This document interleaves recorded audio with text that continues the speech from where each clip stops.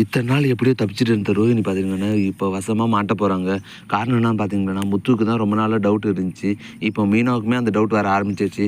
ரோஹிணி பின்னாடி ஏதோ மர்மம் இருக்குது, அந்த உண்மையை நாம் தான் கண்டுபிடிக்கணும் அப்படின்ற மாதிரி முத்துக்கிட்ட சொல்ல, முத்துவுமே இருந்துட்டு, ஆமாம் எனக்குமே அந்த டவுட் ரொம்ப நாளாக இருந்துட்டு இருக்குது.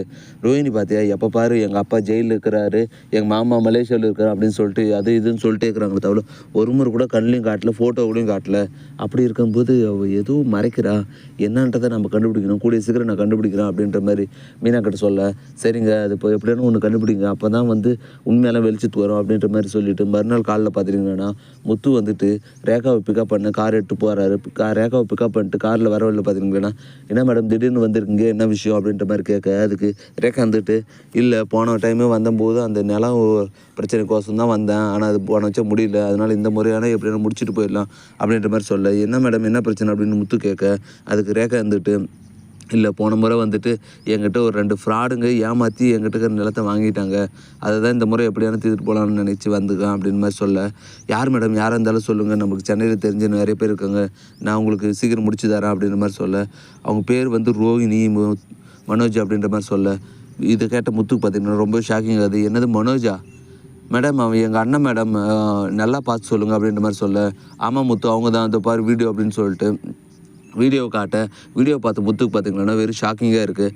மேடம் இவன் உண்மையிலேயே எங்கள் அண்ணன் மேடம், எங்கள் வீட்டில் தான் இருக்கான் அப்படின்ற மாதிரி சொல்ல, இதை கேட்ட ரேகா பார்த்திங்கன்னா, என்ன முத்து சொல்கிற, எப்படி இதுன்னு அப்படின்னு கேட்க, ஃபஸ்ட்டு நீங்கள் என்ன நடந்துச்சுன்னு சொல்லுங்கள் மேடம் அப்படின்ற மாதிரி சொல்ல, ரேகா வந்துட்டு நடந்த எல்லா உண்மையும் சொல்கிறாங்க. இதை கேட்ட முத்து பார்த்திங்கன்னா, அட பாவி ஃப்ராடு, இத்தனை நாள் ரோஹிணி அவங்க அப்பா காசு கொடுத்தாங்க, அதை வச்சு தான் ஷோரூம் ஓப்பன் பண்ணான்னு பார்த்தா ரேகா மேடம் கிட்ட ஏமாற்றி தான் காசு பிடிங்கிருக்கானா, அவனை பாரு இன்றைக்கி என்ன பண்ணுறேன்னு சொல்லிவிட்டு, மேடம் இந்த வீடியோ எனக்கு அனுப்புங்க, நான் மற்றதெல்லாம் நான் பார்த்துக்கிறேன் அப்படின்ற மாதிரி சொல்லிவிட்டு முத்து பார்த்திங்கன்னா அந்த வீடியோ வாங்கிடுறான். வீடியோவை ஷேர் பண்ணிவிட்டு முத்து பார்த்திங்கன்னா ஜீவா வாங்க விட்டுட்டு நேராக வீட்டுக்கு போகிறாங்க. வீட்டுக்கு போயிட்டு பார்த்திங்கன்னா எல்லோரையும் கூப்பிட்டு உட்கார வச்சு, உங்களுக்கெல்லாம் இன்றைக்கி ஒரு குறும்படம் போட்டு காட்டுறேன், இப்போ தெரியும் ஒருத்தரோட முகத்தை ரகிலே போகுது அப்படின்னு சொல்லிட்டு வீடியோ டிவியில் ப்ளே பண்ணுறாங்க.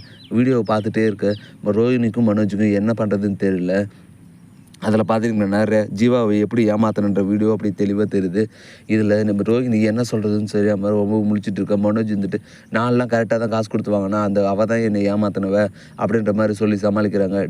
அதுக்கு முத்து டே நீ ஒன்றும் ஃப்ராடுரா, நீ வீட்லேயே அப்பாக்கிட்டே காசு ஏமாத்தினவன், இத்தனை நாள் வீட்டில் தான் ஏமாற்றிட்டு இருந்தேன், இப்போ ஊரில் இருக்கிற எல்லோரையும் ஏமாற்ற ஆரம்பிச்சிட்டேன், இன்னும் எத்தனை பேர்கிட்ட ஏமாத்திருக்கா அப்படின்னு சொல்லிட்டு முத்து கேட்க, அதுக்கு மனோஜ் அப்படியெல்லாம் ஒன்றும் இல்லைடா, நான் நியாயமாக தான் நடந்துக்கிட்டேன், அவள் தான் என்னை ஏமாத்தினா அப்படின்ற மாதிரி சமாளிக்கிறான். அதுக்கு வித்யா உங்கள் அண்ணன் மேலே உனக்கு நம்பிக்கை இல்லையா அப்படின்ற மாதிரி முத்து கேட்க, அவன் எவ்வளோ பெரிய ஃப்ராடுன்னு உனக்கு இன்னும் தெரியலமா அப்படின்ற மாதிரி முத்து சொல்ல, அண்ணாமலையுமே ஏன்டா இது எல்லாம் உண்மையாடா அப்படின்ற மாதிரி கேட்கப்பா, அதெல்லாம் உண்மை இல்லைப்பா அப்படின்னு மட்டும் சொல்ல, இப்படி உங்களுக்குள்ளே சண்டை போயிட்டு இருக்கு. இன்னொரு பக்கம் பார்த்திங்கன்னா ரோஹிணி என்ன பண்ணுறதுன்னு தெரியாமல் பேந்த முழிச்சிட்டு இருக்காங்க. இதோட இன்றைக்கான எபிசோடு முடியுது. அடுத்து என்ன நல்லா இன்ட்ரெஸ்டிங்காக நடக்க போகுதுன்றதை நான் இன்னொரு வீடியோவில் சொல்கிறேன். ஃப்ரெண்ட்ஸ், நம்ம சேனல் நிறைய பேர் சப்ஸ்கிரைப் பண்ணாமல் பார்த்துட்டு இருக்கீங்க, மறக்காமல் சப்ஸ்கிரைப் பண்ணுங்கள், கூடவே பெல் பட்டன் அழுத்துங்க, அப்போ தான் நான் போடுற ஒவ்வொரு வீடியோவும் உங்களுக்கு நோட்டிஃபிகேஷன் வரும். தேங்க்யூ.